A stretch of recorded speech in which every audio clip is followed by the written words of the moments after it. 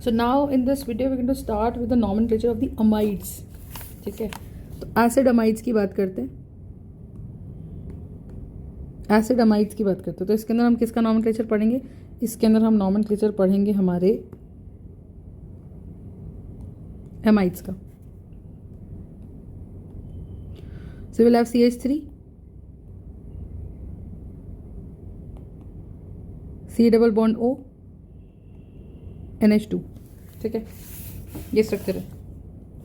तो इसके अंदर चीज़ क्या है? देखो, इसके अंदर सिंपल सी चीज़ ये है कि CH3 CO NH2।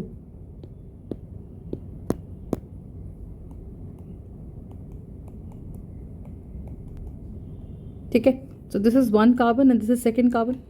तो कितने कार्बन टोटल? तो बेसिकली हमारे पास अमाइड ग्रुप होता है, CONH2 ग्रुप होता है। अब ये CONH2 ग्रुप है अपने पास, तो इसका नाम क्या बना? CONH2। अब आप देखो इसको कैसे सॉल्व करेंगे। अब हम देखेंगे this is going to be ethanamide. क्या बनेगा ये? इथेनामाइड। ठीक है, this is going to be nothing but what? Ethanamide. तो इथेनामाइड का ये सिस्टम आ गया। ठीक है, अब देखो, तो अगर ये इथेनामाइड आ गया, सेकेंड हमारे पास यहाँ पे क्या आ जाएगा? देखो, जैसे मैंने लिखा H C double bond O NH2, तो बेसिकली CONH2 ग्रुप तो दिखना ही चाहिए। ठीक है, तो एक कार्बन का वर्ड कितना आ जाएगा?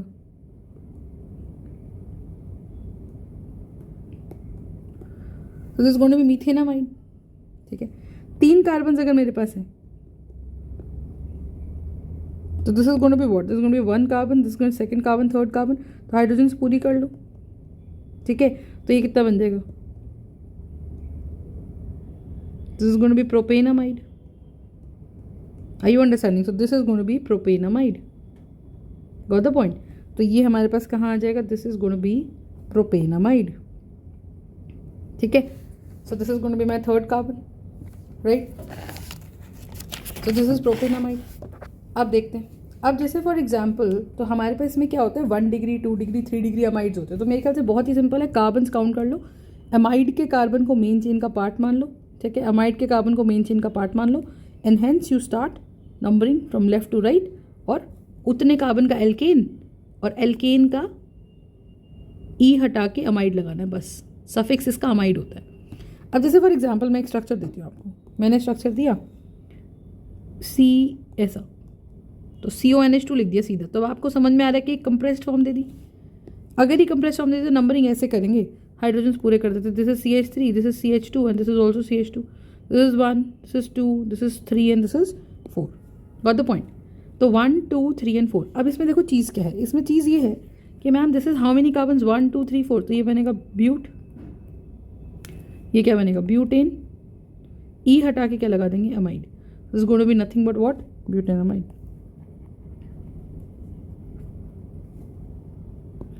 So this is going to be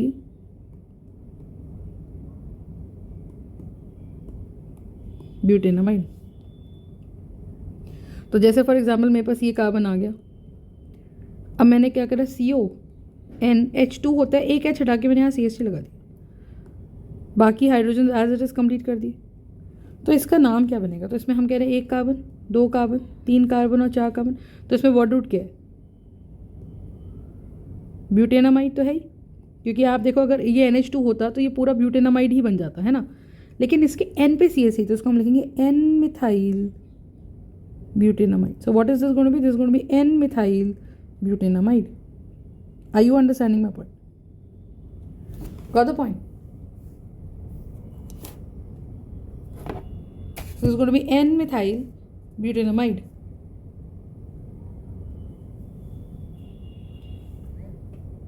ठीक है, और देखो, और देखो, तो इस तरीके से हम इसको चेक करते हैं। ठीक है,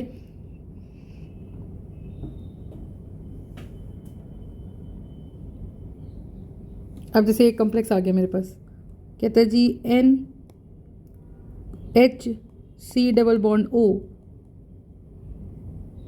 NH CH3। अब आप देखो, तो CONH2 होना चाहिए था। अब ये कॉम्प्लेक्स देखो कैसे है, CONH2 होना चाहिए था, एक H हटा के CH3 लगा दिया। तो ये बात तो पक्की हो गई कि भाई N मिथाइल तो आएगा ही आएगा, और ये एक कार्बन का ये है। ठीक है, तो this is N methyl formamide. This is going to be N methyl formamide. ठीक है, इस तरीके से। अब जैसे फॉर एग्जाम्पल मेरे पास CH3 है, ऐसा है, तो आप ये देखो अगर N के साथ CON अगर मुझे दिख रहा है ना, CON अमाइड है, बात खत्म। अब उसके बाद अगर क्या क्या दिख सकता है, C डबल बॉन्ड O के साथ NH2 दिख सकता है, C डबल बॉन्ड O के साथ एक NH दिख सकता है, C डबल बॉन्ड O के साथ एक ही N दिख सकता है। ये तीनों ही हमारे क्या हैं, ये तीनों ही हमारे अमाइड्स हैं, ये तीनों ही हमारे अमाइड्स हैं। ठीक है, तो ये हमारे इसका नामकरण क्या हो जाएगा, इसका नामकरण हो जाएगा 1,2, तो ये बनेगा N,N, this is going to be dimethyl. ठीक है, और 2 कार्बन हैं इसके अंदर, तो ये बनेगा 1N,N dimethyl 1,2, so this is going to be ethanamide. This is going to be N,N dimethyl ethanamide. ठीक है, this is how we would have the name of this particular compound, right. आप इसको क्या लिख सकते हो, आप इसका नाम लिख सकते हो N मिथाइल मीथेनामाइड भी लिख सकते हो, मीथेनामाइड। ठीक है, N मिथाइल मीथेनामाइड ये भी लिख सकते हैं। ठीक है, इस तरीके से भी लिख सकते हैं। अच्छा जी, तो ये पोर्शन आ गया अपने पास। नेक्स्ट अगर देखते हैं, ठीक है, so this is how we going to have it. अब जैसे इसमें क्या होता है, कई बार रिंग के बाहर आ गया, जैसे मैंने बोला रिंग है, अब रिंग के बाहर CONH2 लिख दिया। अगर हमने इसके बाहर CONH2 लिख दिया, इसके बाहर लिख दिया, इसके बाहर लिख दिया, तो इसका नाम क्या बनेगा, इसका नाम है साइक्लोब्यूटेन। अब सीधा दिख रहा है मुझे CONH2 group is purely amide group, लेकिन क्योंकि इसका कार्बन रिंग का पार्ट नहीं है, तो अब जब भी कार्बन रिंग का पार्ट नहीं होता ना, तो इसका एक स्पेशल नेम होता है, इसको बोलते हैं carboxamide. So I will call cyclobutane carboxamide. ठीक है, इसका नाम क्या बनेगा, साइक्लोप्रोपेन कार्बोक्सामाइड। यहाँ क्या बनेगा, साइक्लोपेंटेन कार्बोक्सामाइड। यहाँ क्या बनेगा, साइक्लोहेक्सेन, पूरे रिंग का नाम। और क्योंकि CONH2 is important main functional group, लेकिन वो रिंग का पार्ट नहीं है, यानी कि उसका कार्बन रिंग के अंदर इन्वॉल्व नहीं है, तो इसका नाम बनेगा cyclohexane carboxamide. Got the point? So this is how the structure is going to be. Yes or no? Got the point?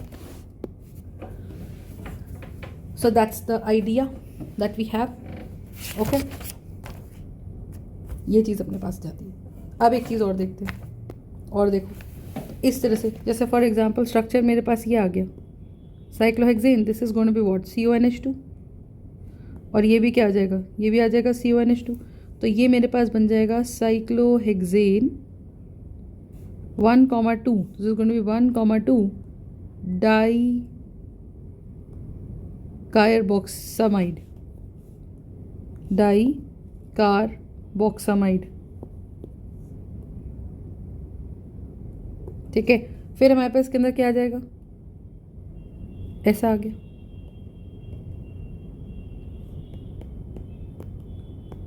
this is going to be 1, 2, 3 and 4. This is going to be 1,3 cyclobutane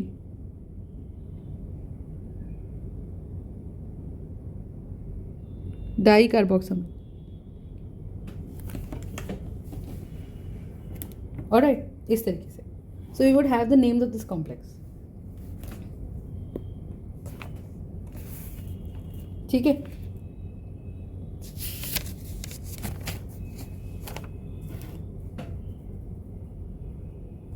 this is how we name all the amides.